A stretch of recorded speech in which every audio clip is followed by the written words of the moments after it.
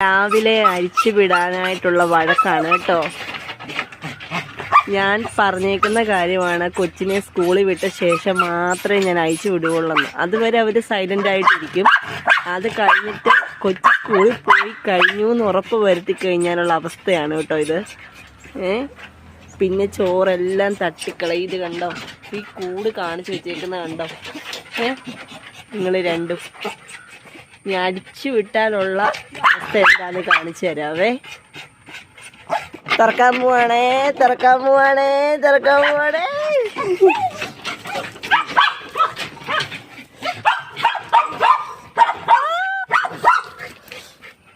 പോയി നീലാണേ. ഇതെന്നെ ഈ കാണിച്ചു വെച്ചേക്കുന്നത്? ഇതെന്നതാ ഈ കാണിച്ചു വെച്ചേക്കുന്നത്?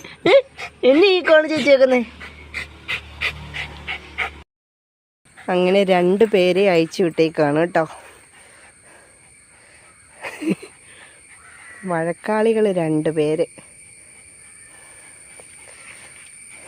2 എണ്ണത്തിനെയും കൂടെ ഒരുമിച്ച് അയച്ചു വിട്ടാൽ പിന്നെ അങ്ങ് പോകും. അതുകൊണ്ടാണ് ഞാൻ ഒരാളെ തൊടലയിൽ വിട്ടേക്കുന്നത്.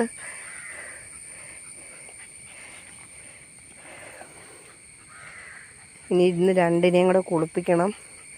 കാരണം മഴയായതുകൊണ്ട് അങ്ങനെ കുളിപ്പീരൊന്നും നടക്കുന്നില്ല കാര്യമായിട്ട്.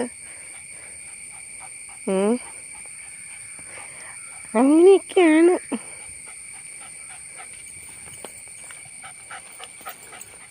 ഞാൻ കൂട് തുറന്നപ്പോൾ ഇവൻ ചാടി കേട്ടോ.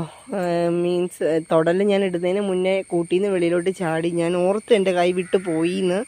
പക്ഷേ ഞാൻ പെട്ടെന്ന് കയറി പിടിച്ചു. അല്ലെങ്കിൽ 2നെയും കിട്ടില്ല. 2 റോഡിൽ കയറും. പോയി കഴിഞ്ഞാൽ നമുക്കല്ലേ നഷ്ടം.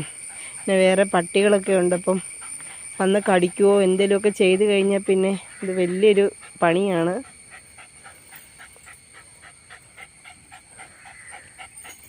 ദേഹത്തെല്ലാം ചെളിയാക്കി വെച്ചേക്കും കേട്ടോ.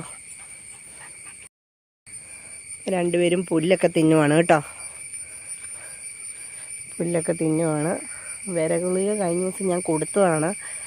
അപ്പം ഇടയ്ക്ക് അവർ പുല്ല് തിന്നും. അവരുടെ വയറിൻ്റെ കാര്യം അവർക്കല്ലേ അറിയത്തുള്ളൂ. അപ്പോൾ ഇന്നത്തെ ഒരു വീഡിയോ ഇത്രയേ ഉണ്ടായിരുന്നുള്ളൂ. Thank you. Tata bye bye. Okay, see U.